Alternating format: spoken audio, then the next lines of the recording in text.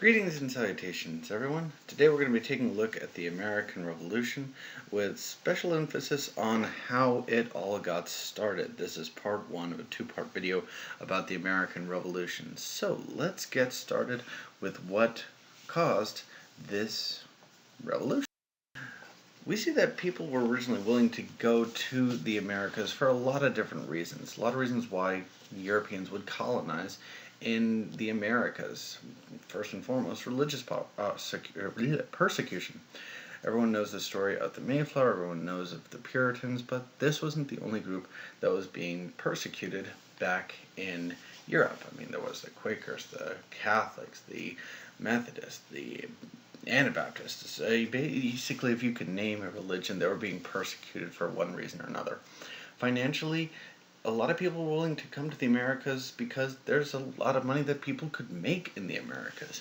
Tobacco was a cash crop, and it is relatively easy to farm after John Rolfe's new breed of it. Some people are coming to the Americas just because they want a fresh start, they want adventure, they want to go and do and see and live and be in a way that they never had or could before. This is a time where most people are only traveling maybe 100 miles in their entire life. And now they've got an opportunity to jump on a transatlantic ship, cross a giant body of water, arrive on a brand new landmass, and start forming a whole new life for themselves.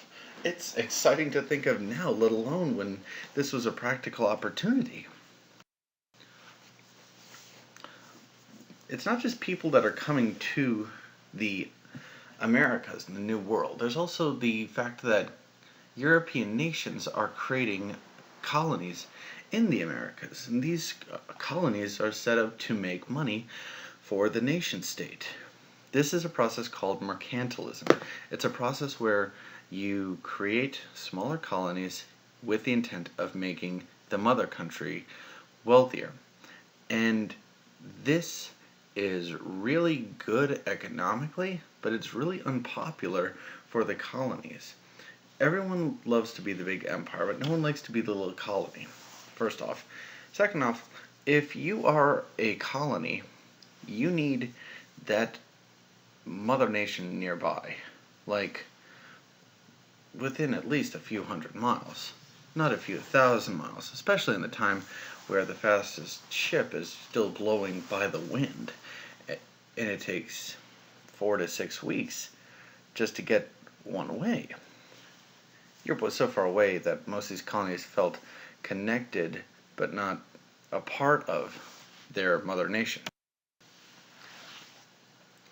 When we look at the early colonies, there were so many, so important ones, but we really are going to fixate on Jamestown because it was so significant to the early foundations of the colonial system. It was a boom town with this new crop of tobacco. It grew very quickly, and for a lot of British citizens, this was an opportunity that they could never have had back in England. There wasn't the same kind of farmland opportunities that there were here. And now, mind you, getting here wasn't easy. A lot of people who could get here by their own means did, but those who wanted but didn't used indentured servitude systems to get themselves here and then just pay off the rest of their journey over the course of the next few years. When we talk about the direct events that led to the revolution, we could start with the 7 Years' War as an issue of fighting taking place, of direct conflict within the New World, but it's probably more pragmatic to focus on the Boston Massacre as from a more strictly American perspective. Boston was facing a social upheaval because of an economic downturn. Group of people are upset, they're mad, they're angry, they form a mob, they're going through the street, they're just angry at the situation, they're angry at the system, they're angry with poorer social problems, they're angry with the economic problems that they're facing, they're just pissed off. And the British government decides to send in the British regulars, the redcoats, the lobsterbacks, in order to break up the mob, to dissuade the mob, and then it all goes downhill very quickly when the British soldiers fire on the mob. And this is crazy for the big reason This is the British government firing on British colonists. And most of these people feel that they are British still. They do not view themselves as American. They don't view themselves as Massachusettsians. They view themselves as members of the British government and members of the British nation. And their own country has opened fire on them because they were upset about the government. It seems counterintuitive, it seems despotic, and this image was met with just gross upheaval by everyone who saw it. This etching specifically was done by the infamous silversmith and then revolutionarist Paul Revere. Now, fast forward a few years, and we have a series of tax acts which are going to further enrage the colonists. Mostly is the Tea Act. The British East India Company was one of the richest, most powerful companies in England, and definitely one of the richest, most powerful companies in the world. They controlled all British tea imports, and a lot of these higher-up members of the East India Trading Company were also members of the British Parliament, so they're also politically very, very powerful. And they made the decision that they were going to start selling the cheaper tea to the colonists exclusively.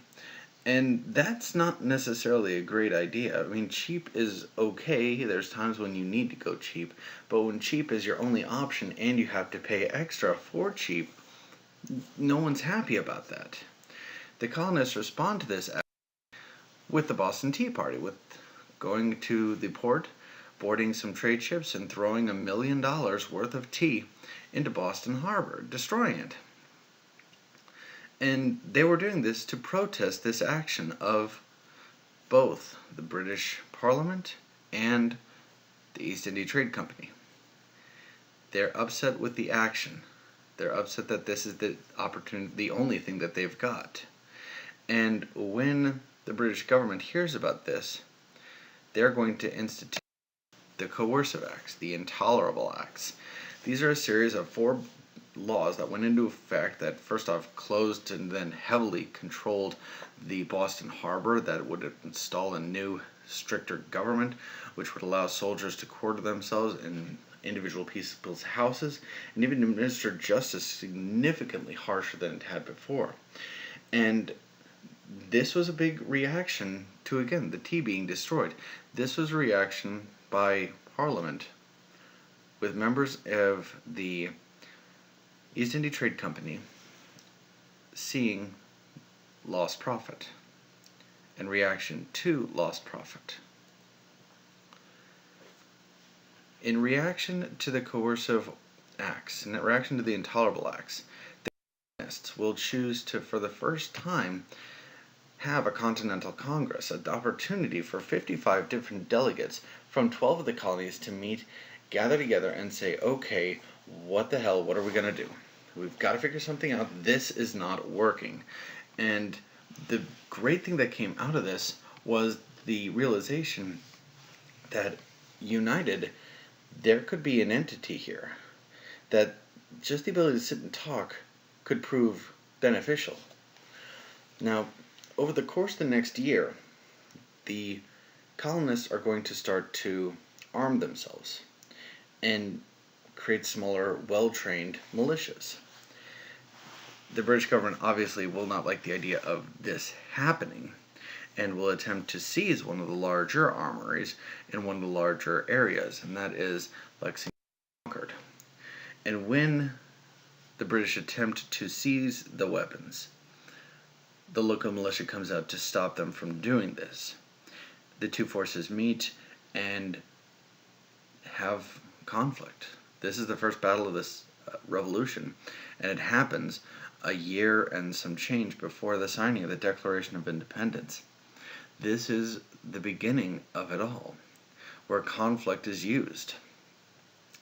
Now, this was a back and forth issue. At first, the British win, and then they get to the armory and then find that the armory had been all the guns were gone from it because the militia had stalled the British soldiers, and in that regards it's a victory. And then as the British are marching back, the militia hound them the whole way back and shoot at them the whole way back, and it's a colonial victory. It is one of these great moments that we see here. Is the Tea Act. The British East India Company was one of the richest, most powerful companies in England, and definitely one of the richest, most powerful companies in the world.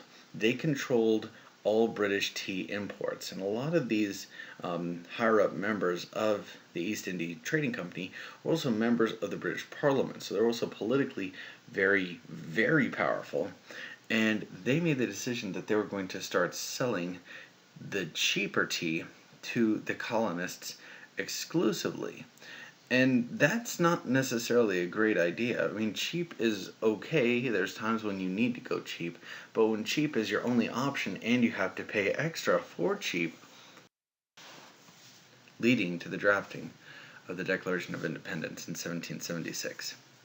This document would be the breakup letter, where the colonists are admitting they no longer want to be part of the British Empire.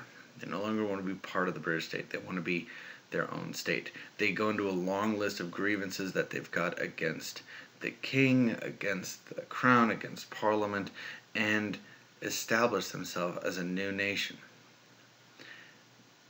And this is going to be our wrap-up for the first part of this video. Now, we've talked about some of the stepping stones towards independence. Our next video is going to take a look at some of the people who were involved and some of the conflicts which took place. So, I'll see you then.